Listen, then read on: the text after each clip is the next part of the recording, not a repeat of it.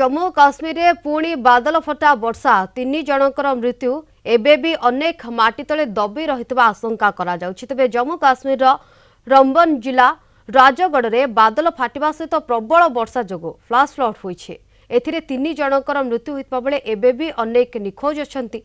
प्रबल वर्षा जोगु अनेकंकर घर भांगी जाइछे। प्रशासन पक्षरु प्रभावित परिवार को अस्थायी आश्रयस्थल रखा सहित लोकों को सतर्क रहिबा अपील मध्य करा जायछि। स्थिति को दृष्टि रखी स्थानीय प्रशासन पक्षरु तुरंत उद्धार कार्य आरंभ करा जायछि। रेस्क्यू टीम पक्षरु प्रभावित अंचल में लगातार सर्च ऑपरेशन जारी रहिछि। सहित प्रभावित परिवार पई अस्थायी सहायता केन्द्र मध्य खोला जायछि। तेज अधिक आलोचना करबा ए बाबद आम सहित फोन लाइन रे जोड़ी होछंती डॉक्टर जेनामणि संजीव कुमार भूविज्ञानी। सर आपन को आलोचना को स्वागत। ये लगातार प्रकृति रे एक प्रकार कराल रूप अनेक जगह देखा मिलूँ। लगातार ये बादल फाटिबा कौन आशंका करा जाउछि, कौन यार कारण होइथे पारे सर?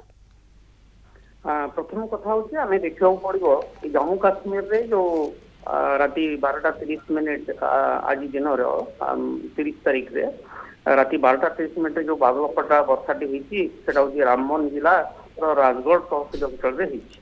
आमे देखिबा जम्मू एंड काश्मीर रे लगातार अर्थात 14 अगस्त ठारू गुरुवार ठारू एपर्यंत 14 तारीख रे हला 17 तारीख रे 14 तारीख रे किश्तवाड़ जिला रे हेतला 17 तारीख रे काठुआ जिला रे हेतला एवं 26 तारीख दिन डोडा जिला रे हेतला एवं आपनकर आज 30 तारीख रो राति 12:30 रे जो रामबन तहसील अंचल रे जो बादल फटा वर्षा है जहाँ आप कहले 3 जन मृत्यु हाथ होती 5 जनकर खबर किसी मिलू ना। तार कारण जो कहते प्रधान कारण हूँ गोटे आपंकर ओरोग्राफिक इफेक्ट रोचे। ओरोग्राफिक इफेक्ट हूँ जो रेन साइड बा जो मच्छर विंड बाधा पाऊँ आपंकर पर्वत श्रेणी रे तार विंड वार्ड साइड रे गोटे जहाँ हठात ऊपर को उठी कंडेनसेशन वर्षा करुच्ची ता छड़ा बर्तमान दक्षिण पश्चिम मौसम आसब अच्छी।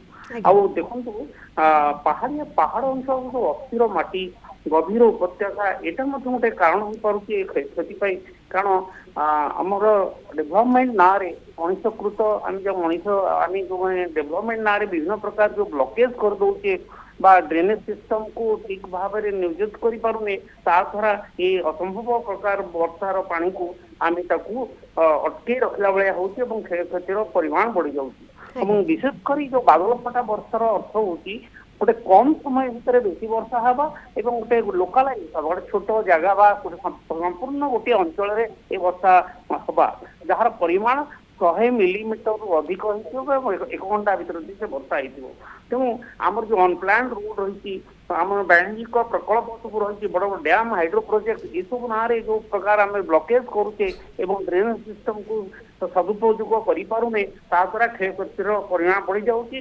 देखो ये गोटे भूकंप प्रबल अंचल या प्राकृतिक स्थिरता को कमे तो सब कथा को दृष्टि देले जो चेनाभारी पाखे जो डोडा किश्तवाड़ा रंबन ये सब जियोलॉजिकल एगुड़ाक सब फ्रागाइल जियोलॉजिकल एगुड़ा सब माने बहुत विपद अंचल ये सर जमी आप कहते ये विपदपूर्ण अंचल किंतु बारंबार एठारे एभली अघटन स्थिति सामना को आसवा चिंता को कोठी ना कोठी आहुरी द्विगुणित कर दउछि। धन्यवाद आपनकर सविशेष आलोचना आम सहित।